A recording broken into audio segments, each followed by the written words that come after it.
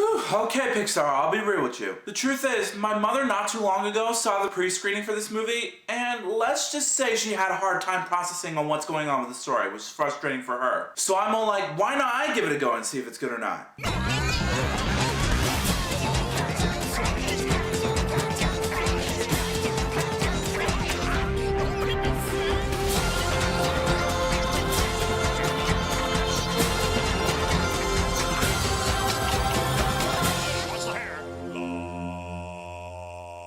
Yo, what's up everybody, Degeneres here. Today, I'm going to be reviewing the sequel to Finding Nemo, Finding Dory, about everyone's favorite fun-loving blue tang, namely Dory, played by, once again, Ellen Degeneres, who suffers from memory loss every 10 seconds or so, as you guys have known from Finding Nemo. But the one thing she can remember is that she somehow became separated from her parents as a child. With the help from her friends, Nemo, played by Hayden Rolence this time. Just in case you didn't know, Alexander Gold is like too old to play Nemo now. He's like 22 years of age. What's wrong with that? Anyway, she also has Albert Brooks himself, namely Marlin, with her on an epic adventure to help her find them. Her journey brings her to the Marine Life Institute, a conservatory that houses diverse ocean species. Dory now knows that her family reunion will only happen if she can save her mother and father from captivity. Which I know to some of you that it sounds like an absurd story for a sequel, but for me, I found it to be pretty tolerable, to be honest. The story and plotline was pretty creative. Sure, you might say that some of the facts about other species of sea creatures are illogical, but from my opinion, it's mostly played for laughs. Like for example, Ty Burrell as Bailey the beluga whale. When he uses his echolocation, it was fictional. It may confuse kids and make the fans of the original Finding Nemo offended, sure, but for me, I found it to be pretty chuckle-worthy. Well, I'm not saying it's hilariously funny, but I chuckled. It fits the comedy. But some of the comedic timings may be a little off at times, and that's a bummer. There are a few scenes in this movie that can make you be all like, really, Pixar? You really have to put that joke in there just to appease kids? But some can be laugh out loud funny. Like the scene with the sea lions barking at the dopey looking sea lion was pretty darn hilarious, for my opinion at least. But other than that, yeah, good luck.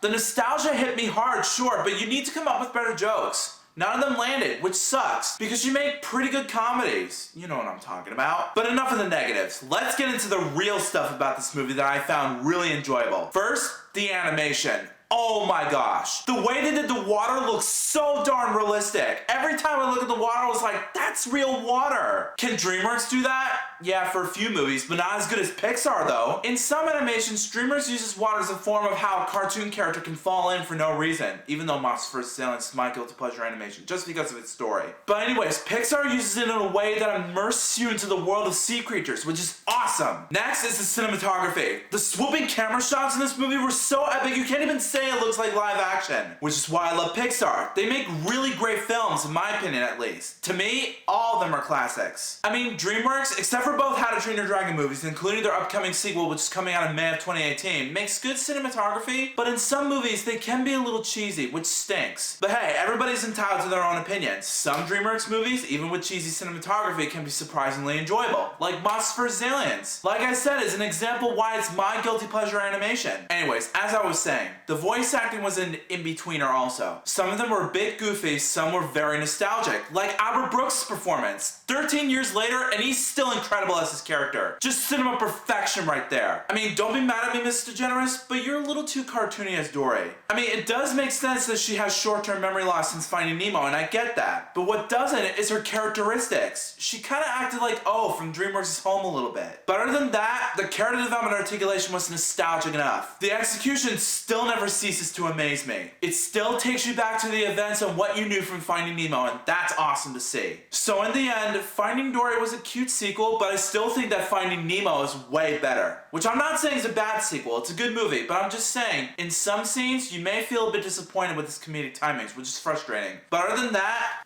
I rate Finding Dory 4 out of 5 stars. I wonder what sequel Pixar is going to make next. Why don't you guys tell me in the comments below? That'll be awesome to know. So Finding Dory, have you seen it? If you haven't, let me know in the comments what's your favorite Pixar sequel. But if you have, come back and let me know what you thought about it. Also, if you like this video and you want to see some more, make sure that like button shines in your face. That'll totally help me out a ton. Also, share that video with your family and friends and favorite it. Also, as you saw at the beginning of this video, click the lower third ad below my face. Remember, you don't have to do anything within the ad. All it takes is one click. That's it. That'll definitely show support for both my channel as well as my review. But until then, I'll see you next time.